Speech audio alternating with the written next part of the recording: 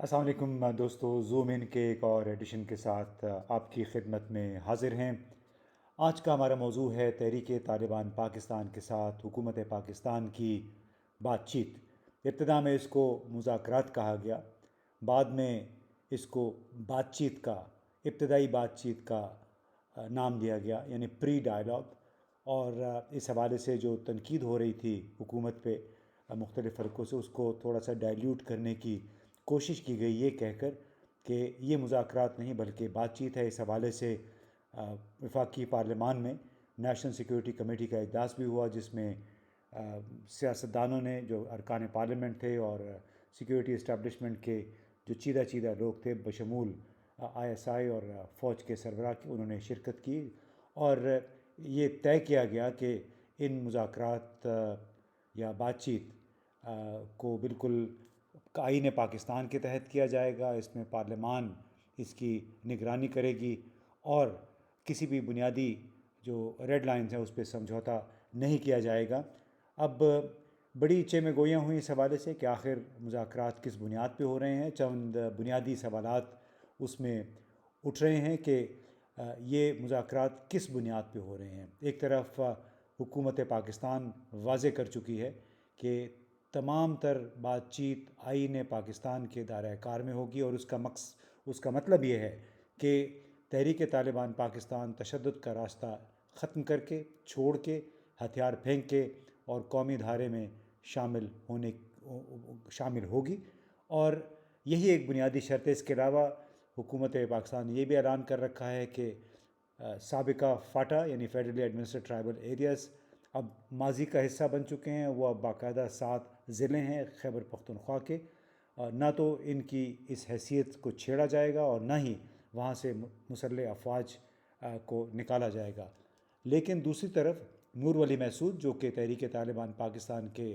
سربراہ ہیں، انہوں نے کابل میں بھی پاکستانی صحافیوں سے بھی بڑے واضح طور پہ یہ کہا کہ ان کی تحریک یا ان کی جماعت فاٹا کی بحالی چاہتی ہے، یعنی جو ماضی میں مئی 2018 سے پہلے جو سٹیٹس تھا فاٹا کا، وہ بحال کیا جائے، وہاں سے مسلح افواج کو نکالا جائے۔ تو سب سے پہلی بات تو یہ ہے کہ آخر کون سی ریاست اس قسم کا مطالبہ تسلیم کرے گی، یعنی یہ تو براہ راست اس ریاست کی رٹ کو چیلنج کرنے والی بات ہے۔ دوسرا بڑا سوال یہ پیدا ہوتا ہے کہ تحریک طالبان پاکستان کے ساتھ کس بنیاد پہ، کس حیثیت میں ان کے ساتھ مذاکرات یا بات چیت ہو رہی ہے۔ کیا ہم یہ فرض کر رہے ہیں، ہمارے جو بات چیت میں شریک لوگ ہیں، حکام، یہ فرض کر رہے ہیں کہ تحریک طالبان پاکستان ایک ایسا گروہ ہے جو واقعتاً اسلامی شریعت کے تابع اپنا ایک علاقہ چاہتا ہے، یعنی ریاست کے اندر ریاست، یا پھر یہ ایک ایسا گروہ ہے، پراکسی ٹیررزم کا ایک انسٹرومنٹ ہے۔ پراکسی ٹیررزم کا مطلب ہے کہ سہولت کار ہے کسی کے ایما پہ، اس دہشت گردی کے لیے، اس عدم استحکام کے لیے جس کا نشانہ پاکستان بنا ہوا ہے۔ گزشتہ کئی ہفتوں سے تحریک طالبان پاکستان نے اعلان کر رکھا تھا کہ ہم نے سیز فائر کیا ہوا ہے، لیکن اس سیز فائر کے باوجود خاص طور پہ وزیرستان میں اور بلوچستان کے کچھ علاقوں میں پاکستان کی افواج پہ مسلسل حملے ہو رہے ہیں۔ تو کیا سیز فائر کے باوجود حملے جاری رکھنے کا مقصد یہ نہیں ہے کہ یہ پاکستان میں کرائی جانے والی دہشت گردی کے سہولت کار ہیں؟ اسی لیے انہوں نے ایک ایسا مطالبہ رکھا ہے کہ جس کو ریاست پاکستان قبول نہیں کرے گی، یعنی نہ تو فاٹا کی سابقہ حیثیت کو بحال کیا جائے گا، نہ ہی وہاں سے مسلح افواج کو نکالا جائے گا، نہ ہی ان قیدیوں کو، ان مجرموں کو رہا کیا جائے گا جو واقعتاً دہشت گردی کے واقعات میں ملوث تھے، ان پہ ثابت ہو چکا ہے۔ اس حوالے سے تیسرا بڑا نقطہ یہ ہے کہ تمام معاملے میں سراج الدین حقانی یعنی افغان طالبان کے جو سب سے بڑا دھڑا ہے، اس کا کیا کردار ہے؟ کیا افغان طالبان ایسے گروہوں کو مسلسل پناہ دیتے رہیں گے،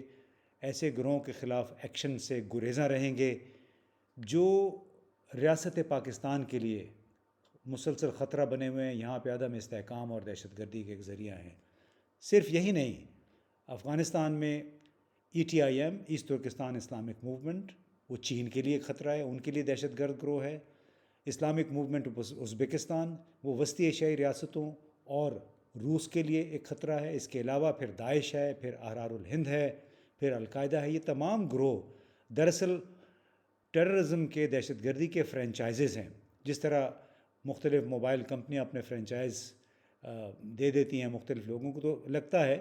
کہ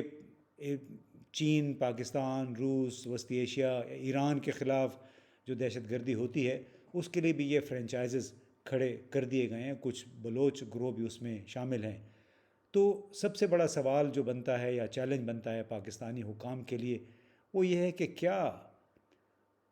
ان افغان طالبان کے ساتھ ہمارا لینا دینا اسی انداز میں جاری رہے گا جیسے پہلے تھا، جن کی خاطر ہم نے بدنامی مول لی دنیا بھر میں کہ ہم ان کا ساتھ دے رہے ہیں، لیکن وہی طالبان، چاہے وہ حقانی ہیں، چاہے وہ قندھاری طالبان ہیں، کیا ایسے گروہوں کو مسلسل پناہ دیے رکھیں گے؟ کیا ان کے خلاف ایکشن سے گریز کرتے رہیں گے؟ جو یہ 4-5 ہمسایہ ممالک کے لیے مسلسل خطرہ بنے ہوئے ہیں۔ تو جب تک اس معاملے پہ کلیئرٹی نہیں ہوگی، ایک طرف افغان طالبان کا کردار کہ وہ ان تمام گروہوں کے خلاف محض یہ کہہ کر کیوں ایکشن سے گریزاں ہیں کہ یہ سوویت یونین اور بعد میں دہشت گردی کے خلاف جنگ کے دوران امریکہ کے خلاف ہمارے یہ جہادی تھے، ہمارے کامریڈ تھے، اس بنیاد پہ وہ ان کو مسلسل پناہ دیے ہوئے ہیں۔ دوسرا یہ کہ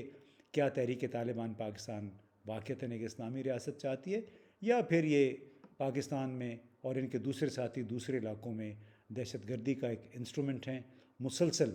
عدم استحکام پھیلانے کا، جس کی وجہ سے انہوں نے ایک ایسی شرط رکھی ہے جو کہ کوئی بھی ریاست قبول نہیں کرے گی۔